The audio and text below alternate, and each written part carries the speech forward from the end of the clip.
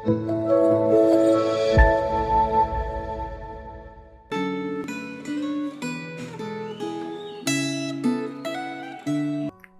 saudara, kembali di dalam Refleksi Gema tanggal 6 September 2022. Kita bersyukur hari ini kita bisa kembali merenungkan firman Tuhan dan kita akan merenungkan tentang bagaimana kita bisa mengucap syukur di dalam Tuhan.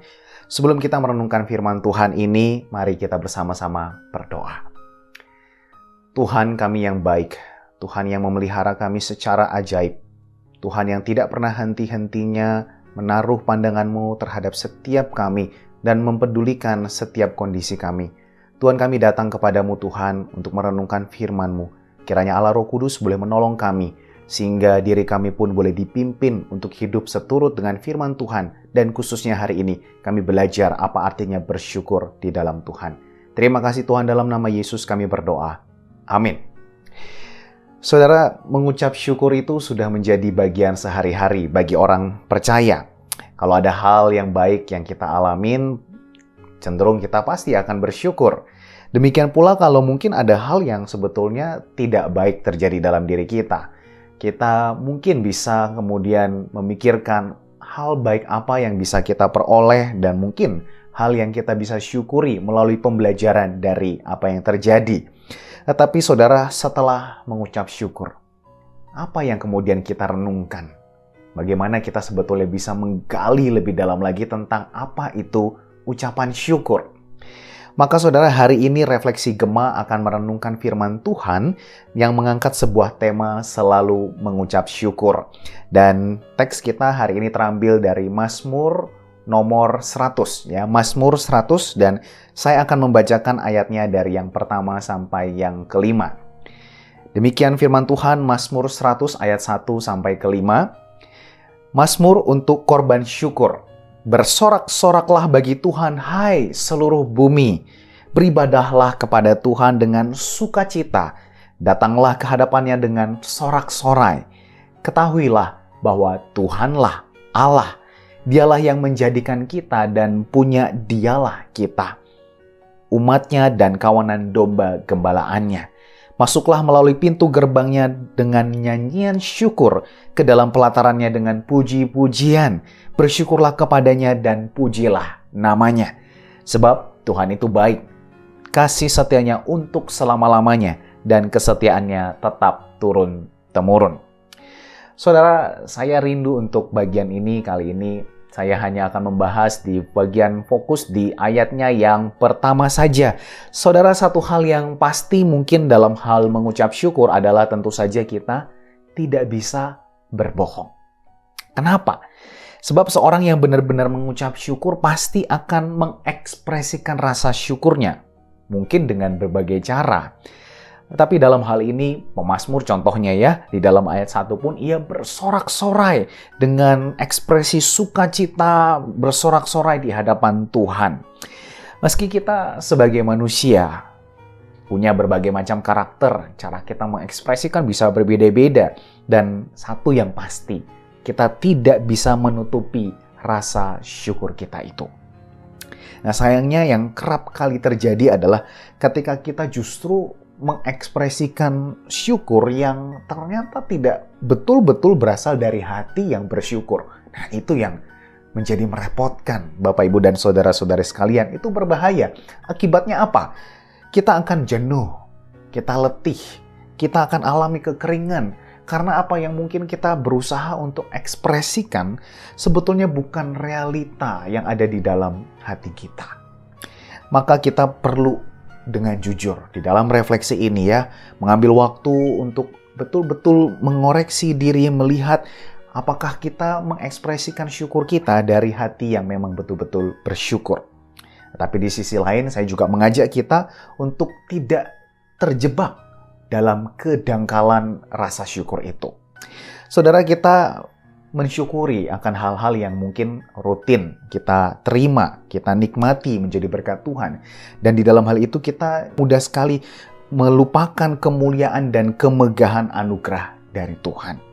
Maka untuk merebut kembali akan sukacitanya bersyukur kepada Tuhan itu, saya bersyukur di dalam Mazmur 100 ini kita mendapatkan petunjuknya di dalam ayat yang pertama. ya. Dan di dalam ayat itu terkandung dua frasa. Yang pertama yaitu mazmur untuk korban syukur. Saudara, mazmur di dalam bahasa asli sebetulnya bermakna melodi, ya. Artinya mazmur yang kita baca barusan sebetulnya adalah sebuah lirik lagu begitu. Dan tanyalah kepada seorang seniman yang sejati. Pasti mereka menyetujui bahwa setiap lagu yang diciptakan pasti berasal dari hati yang jujur. Melewati serangkaian perenungan, melewati serangkaian penghayatan, maka dalam pilihan kata demi kata, pilihan nada, di sanalah kita akan mengerti bahwa sebetulnya untuk bisa benar-benar mengucap syukur, ekspresi hati kita, itu butuh proses yang namanya merenungkan, menghayati karya dari Tuhan, rencananya yang bermaksud untuk mendatangkan kebaikan bagi kita. Itu sebabnya pemazmur bisa menuliskan lirik lagu ini karena ucapan syukur yang berasal dari hatinya. Dan yang kedua, bersorak-soraklah bagi Tuhan, hai seluruh bumi. Selain pentingnya mengekspresikan, karena tubuh kita pun adalah ciptaan Tuhan dan gestur tubuh seringkali justru membantu kita, menolong kita untuk menyembah dan memuliakan Tuhan. Itu sebabnya kenapa lipat tangan, menutup mata itu sangat menolong kita untuk berdoa dan connect sama Tuhan sehingga kita bisa fokus di dalam diri kita. Tapi hal yang juga penting untuk menolong kita bersyukur adalah orang-orang di sekitar kita. Saudara, pandemi membuat kita tersadar. Beda sekali ibadah secara online dan ibadah di gereja. Ketika kami kembali membuka ruang ibadah untuk bisa beribadah bersama dengan jemaat yang datang ke gedung gereja, dan yang namanya bersyukur ya, menaikkan pujian bersama-sama dengan orang-orang di sekeliling kita, itu menjadi suatu hal yang saya pribadi rasakan. Kehadiran Tuhan yang nyata hidup di dalam setiap jiwa-jiwa yang datang itu bisa sungguh-sungguh saya alami bersama-sama karena ucapan syukur itu semakin dipenuhi dan memenuhi akan ruangan di sekitar kita. Saudara, hal lain yang juga kita bisa sadari bahwa melalui keberadaan dari orang-orang di sekitar kita, kita semakin tertolong untuk mengucap syukur buat karya Tuhan yang terjadi di dalam hidup orang lain. Ada masa mungkin memang kita tidak selalu bisa merasakan kemewahan ucapan syukur. Tetapi ketika kita mendengar dari pengalaman orang lain mengalami Tuhan, kita bisa menikmati syukur itu juga kepada Tuhan. Maka sejatinya jika kita rindu untuk selalu mengucap syukur, seperti yang juga disampaikan pemazmur, kemudian dalam ayat-ayat selanjutnya, kalau saya boleh simpulkan, maka jangan lupa beribadah kepada Tuhan yang setia. Tuhan yang juga menyediakan kepada kita sesama untuk kita beribadah bersama dengan mereka. Ingatlah bahwa ketika kita diciptakan, kita tidak diciptakan sendirian. Dan kita tidak pernah ditinggalkan untuk menjadi sendirian. Melainkan dimiliki olehnya lewat karya daripada Tuhan Yesus yang menebus kita dan bahkan menempatkan kita untuk hidup bersama-sama bersatu di dalam tubuh Kristus. Tidak hanya bersama dengan Bapa, tapi kita juga diperdamaikan untuk bersatu dalam tubuh Kristus. Maka aplikasi yang bisa kita bawa, dua hal. Yang pertama, sediakanlah waktu untuk menghayati rasa syukur yang jujur kepada Tuhan. Ciptakanlah ekspresi syukur yang otentik, yang lahir dari ketulusan hati kita kepada Tuhan.